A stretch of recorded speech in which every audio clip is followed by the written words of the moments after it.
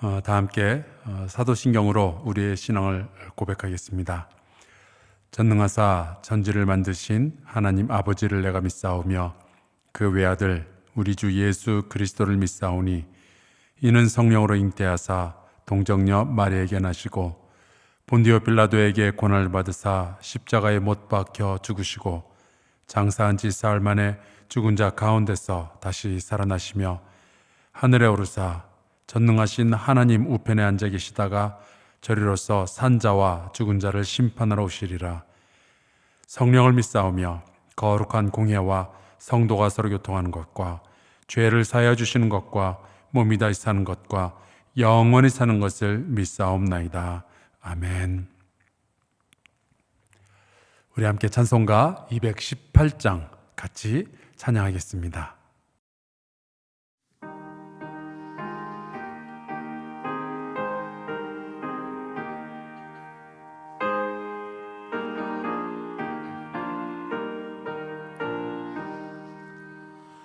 내 마음과 정성을 다하여서 주 나의 하나님을 사랑하라. 내 몸을 아끼고 사랑하듯 형제와 이웃을 사랑하라. 주께서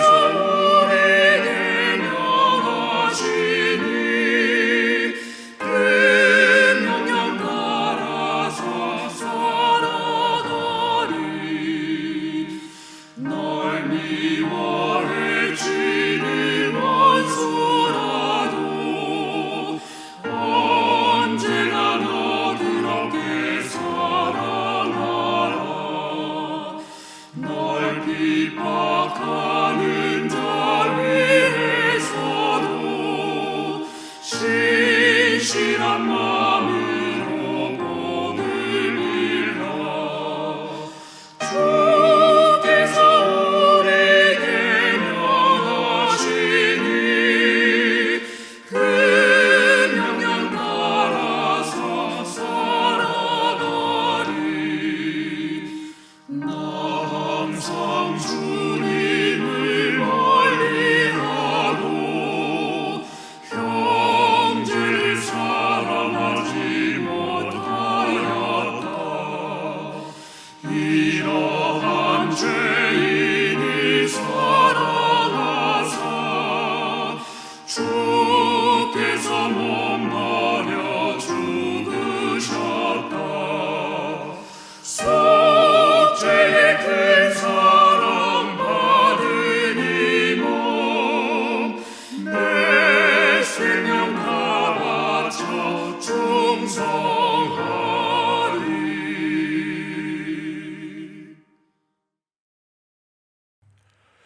오늘 우리가 함께 나눌 말씀은 에베소서 4장 25절에서 32절까지의 말씀입니다.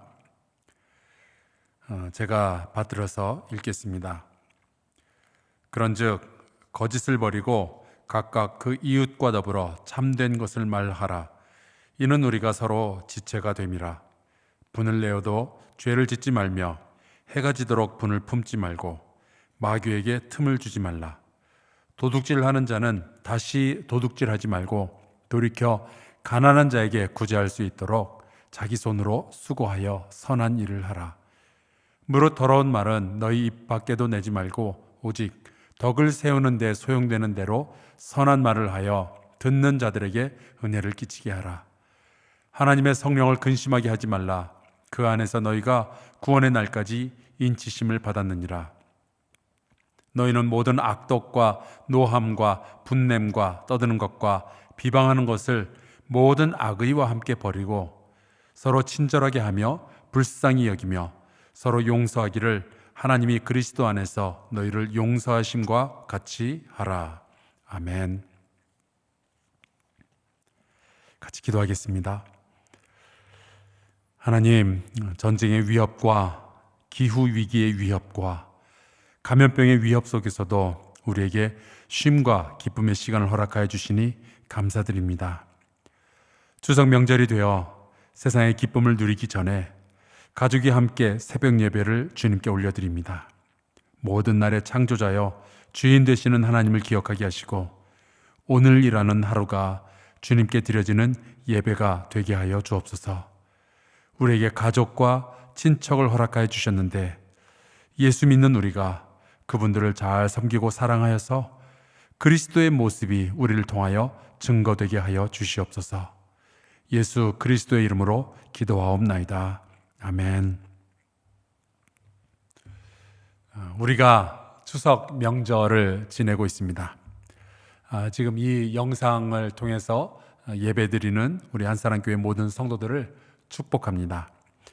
여러분의 가정과 자녀들에게 하나님께서 주시는 놀라운 복이 늘 함께 하시기를 바랍니다. 저는 가끔 예수 믿는 사람들은 쉴 줄도 즐길 줄도 모른다는 이야기를 듣습니다. 제가 대학 다닐 때 친구들이 저에게 술도 권하고 또 담배도 권하지만 저는 그런 것들이 싫었어요. 그래서 하지 않았습니다. 그러면 친구들이 이상하다 그러면서 저에게 물어보는 거예요.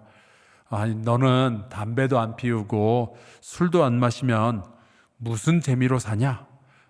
그러면은 제가 이렇게 대답을 했습니다. 나 예수님하고 너무 재밌거든.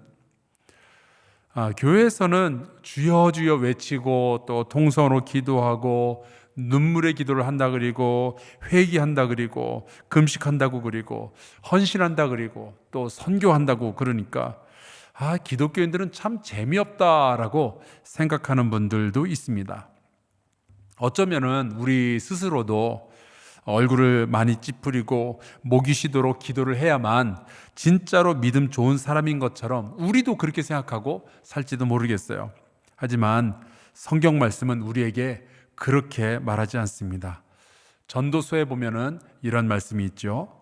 울 때가 있고 웃을 때가 있으며 슬퍼할 때가 있고 춤출 때가 있으며 여러분 우리가 하나님 앞에 엎드려서 나의 죄를 회개하며 통곡하는 것도 참 좋은 신앙이지만 하나님의 은혜를 받은 사람이 감사하며 즐거워하고 춤추는 것 역시 하나님께서 기뻐하시는 것입니다. 그래서 다윗은 그 법궤가 예루살렘 성으로 들어올 때 춤을 추면서 기뻐하죠. 예수님도요 즐길 줄 아는 분이셨습니다.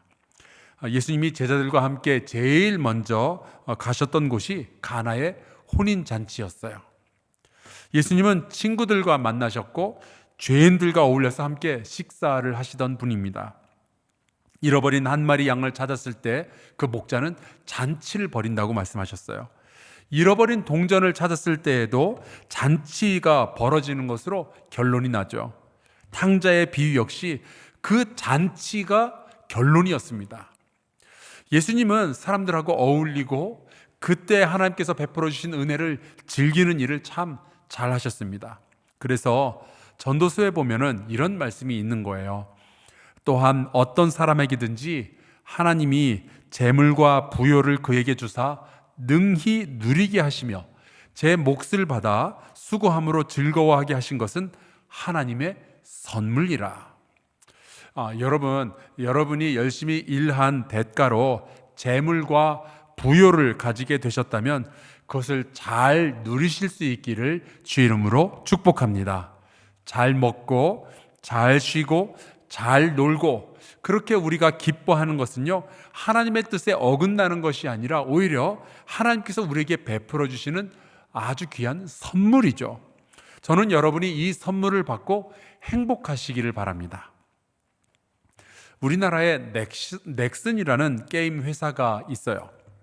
그 창업주였던 김정주 씨는 대한민국의 많은 젊은이들에게 우상처럼 받들어지던 성공의 아이콘이었습니다. 천재적인 컴퓨터 전문가였고 또 아주 뛰어난 사업가였죠. 그런데 이분이 올해 3월에 하와이에서 죽었다는 뉴스가 떴습니다. 이분의 재산이 수조 원대거든요. 그리고 아직 젊고요. 마음만 먹으면 무엇이든지 할 수 있는 분이었습니다. 그런데 이분은 늘 우울했어요.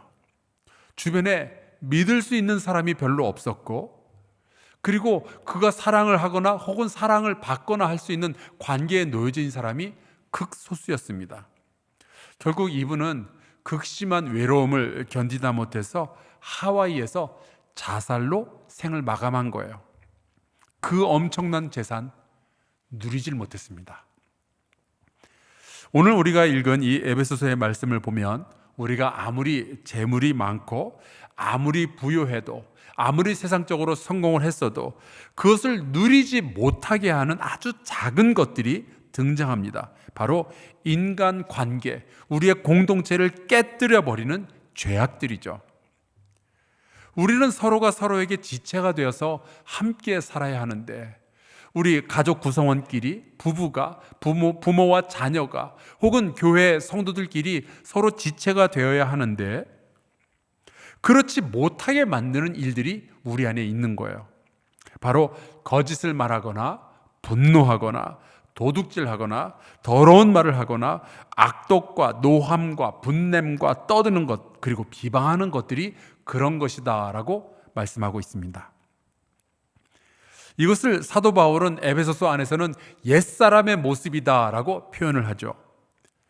여러분, 하지만 우리는 예수 그리스도 안에서 구원받은 새 사람이 된 줄로 믿습니다. 그래서 사도 바울은 우리에게 새 사람을 입어야 된다라고 이야기를 하는 거예요.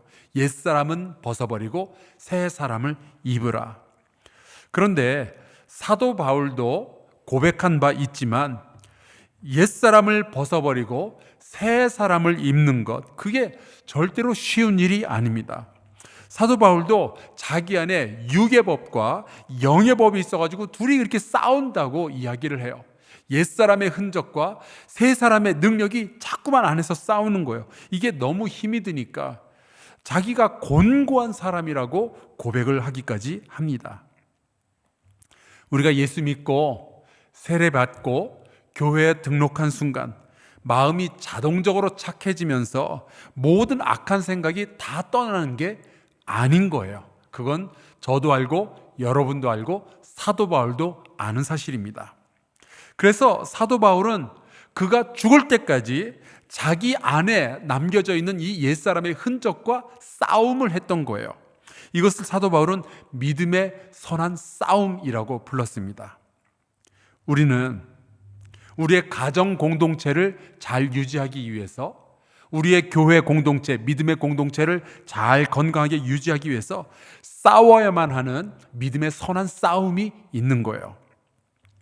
그 중에 오늘 말씀에서 첫째로 꼽은 것이 거짓말과의 싸움입니다.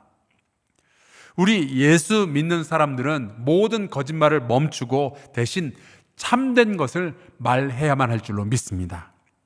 지금은 혹시 손해를 보게 될지라도 참된 것을 계속 말하다 보면 언젠가는 내 주변에 있는 사람들로부터 신뢰를 얻게 되고 존경을 얻게 되고 우리의 인간관계는 더 든든하고 건강해지게 되는 것이죠.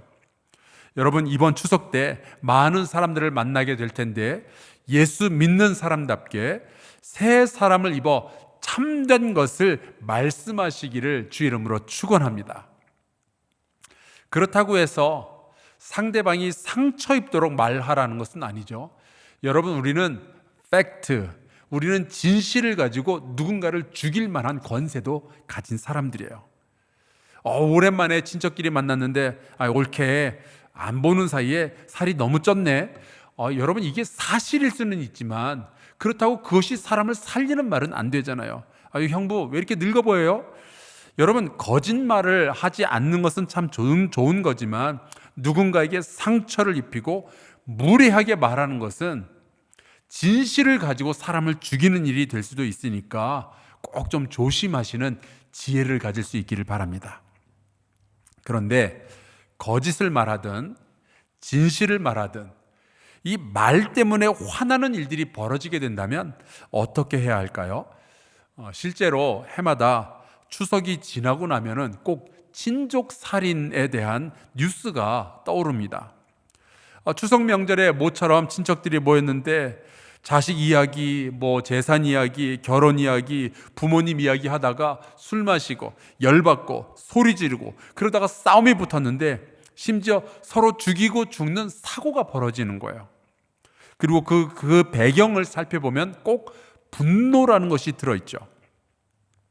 사도 바울은 이 분노에 대해서 아주 실제적인 조언을 우리에게 주고 있습니다. 26, 27절입니다. 분을 내어도 죄를 짓지 말며 해가 지도록 분을 품지 말고 마귀에게 틈을 주지 말라. 여러분 어쩌다가 막 울컥해가지고 화를 버럭 냈는데 나중에 내가 화내기를 너무 잘했다 하면서 뿌듯해하신 경험이 있습니까? 아마 별로 없을 거예요. 대개는 내가 그때 참았어야 되는데, 그때 화를 내지 말았어야 되는데, 그러면서 우리가 후회를 하게 되죠. 왜냐하면은 화를 내게 되면은 누군가의 마음에 상처를 남기게 되고, 그러면은 모든 일들이 더 힘들어지게 되거든요. 그런 것들을 회복하는데 너무나도 많은 에너지가 소모가 됩니다. 차라리 화를 참는 게 훨씬 나았던 지혜였던 겁니다. 여러분, 그래서 저는 여러분에게 이런 말씀을 드리고 싶어요. 차라리 화를 내지 않는 것이 가장 가성비가 높은 행복의 방법입니다. 하지만 우리가 살다 보면은 화가 날 때가 있죠. 하지만 그러할지라도 예수 믿는 사람들은 화의 노예가 되는 것이 아니라 화를 잘 다스릴 줄 알아야만 합니다. 감정이 막 북받쳐 올라오는 것을 어쩌겠어요. 하지만 화가 난다고 죄를 짓지는 않을 수도 있는 거잖아요. 욕을 한다거나 상대방에게 모욕감을 준다거나 그러지 않을 수 있잖아요. 그리고 화가 난다면은 그것을 건강하게 해결할 방법을 찾아서 너무 오랜 시간이 지나기 전에 이 화를 해결을 해야죠. 사과를 하든 이해를 하든 중재를 받든 용서를 하든, 여러분, 화는 감추는 것이 아니라 비워버려야 되는 거예요. 왜냐하면 이 화를 내 안에 간직하고 있다 보면 언젠가는 마귀에게 틈을 주게 되어 있거든요. 그 마귀가 나의 분노에 올라타서 내 분노를 충동질하기 시작하면 정말 나에게 어떤 일이 벌어질지는 아무도 장담할 수가 없는 거예요. 그 다음으로 말씀에 나오는 것이 도둑질인데, 여러분 가운데 도둑질 하는 사람은 없으리라 생각하고 그 다음 절로 넘어가겠습니다. 여러분, 도둑질을 안 할지는 모르겠지만 더러운 말을 우리가 입에 담을 때가 종종 있죠. 음담패설들, 욕설들, 혹은 상대방을 무시하는 말들, 차별하는 말들, 혹은 모욕적인 이야기들, 수치를 불러일으키는 이야기들. 여기에 대해서 사도 바울은 이렇게 말합니다. 29절입니다. 무릇 더러운 말은 너희 입 밖에도 내지 말고 오직 덕을 세우는 데 소용되는 대로 선한 말을 하여 듣는 자들에게 은혜를 끼치게 하라. 사도 바울이 우리에게 주는 지혜는 이런 겁니다. 더러운 말을 하지 않는 가장 좋은 방법은 입을 다물어 버리는 것이 아니라 선한 말을 더욱 많이 하는 겁니다. 사람들에게는 항상성이라는 것이 있어서 자기가 하던 말의 품위를 그대로 유지하려는 그런 본능이 있다고 해요. 욕이 한번 입에 붙으면은 자꾸만 말할 때마다 욕을 하게 되는 것처럼 선한 말도요, 입에 한번 붙으면은 그 말을 계속 하게 되는 거예요. 그래서 우리 신앙의 선배들이 예전에 천국 방언이라는 것을 만들어서 많은 사람들에게 연습을 시키고 그랬죠. 아마 여러분 가운데 이런 말 기억하시는 분들이 있을지 모르겠어요. 죄송합니다. 감사합니다. 사랑합니다. 여러분, 누군가를 칭찬하고 또 격려하고 인정해주고 공감하는 말을 많이 하고 잘하는 우리 성도들 되시기를 주의 이름으로 축원합니다. 마지막으로 사도 바울은 이렇게 말해요. 31, 32절입니다. 너희는 모든 악독과 노함과 분냄과 떠드는 것과 비방하는 것을 모든 악의와 함께 버리고 서로 친절하게 하며 불쌍히 여기며 서로 용서하기를 하나님이 그리스도 안에서 너희를 용서하심과 같이 하라. 저는 이 말씀을 보면서 사도 바울은 인간 관계를 정말 소중히 여겼다는 것을 다시 한번 깨닫게 됩니다. 내 곁에 있는 사람을 소중히 여기고 그와의 관계를 건강하게 잘 유지하기 위해서 내가 버려야만 하는 것들은 다 버리는 그런 노력을 해야 된다라고 말씀하고 있는 거예요. 저는 대한민국의 정치권, 국회, 여기서 이 말씀을 좀 꼭 들었으면 좋겠다라는 생각을 합니다. 정치 이야기만 나오면 악독과 노함과 분냄과 떠드는 것과 비방하는 것과 악의가 자꾸만 보이잖아요. 이 말을 하고 있는 저도 지금 정치권을 비방하는 중이고요. 여러분, 그러면 어떻게 해야 이런 것들을 모든 악의와 함께 버리고 우리가 건강한 사랑의 공동체를 만들 수가 있을까요? 우리 가족이 살기 위해선, 우리 사회가 살기 위해서는 이제 32절의 이 말씀을 좀 주목하고 진지하게 묵상을 했으면 좋겠습니다. 그리고 이 말씀을 실천하면 좋겠어요. 서로 친절하게 하며 불쌍히 여기며 서로 용서하기를 하나님이 그리스도 안에서 너희를 용서하심과 같이 하라. 여러분, 이번 추석에는 여러분의 가족과 함께 이 말씀을 실천해 보시기를 간절히 축복합니다. 그래야 우리는 옛사람이 아닌 새 사람을 입은 사람답게 살 수 있는 것이고, 그래야 우리는 우리에게 주어진 하나님의 복을 제대로 누리면서 행복하게 사는 그러한 사람들이 될 수 있는 것입니다. 우리 함께 주기도문함으로 예배를 마치겠습니다. 하늘에 계신 우리 아버지여, 이름이 거룩히 여김을 받으시오며 나라가 임하시오며 뜻이 하늘에서 이루어진 것 같이 땅에서도 이루어지이다. 오늘 우리에게 일용할 양식을 주시옵고 우리가 우리에게 죄 지은 자를 사하여 준 것 같이 우리 죄를 사하여 주시옵고 우리를 시험에 들게 하지 마시옵고 다만 악에서 구하시옵소서. 나라와 권세와 영광이 아버지께 영원히 있사옵나이다. 아멘. 기도의 제목을 드리겠습니다. 친절과 긍휼과 용서가 우리 가족 안에서, 우리 친척들 안에서 실천되므로 우리나라 안에도 예수 그리스도의 계절이 오게 하여 주옵소서. 우리 함께 기도해 주시기를 부탁합니다.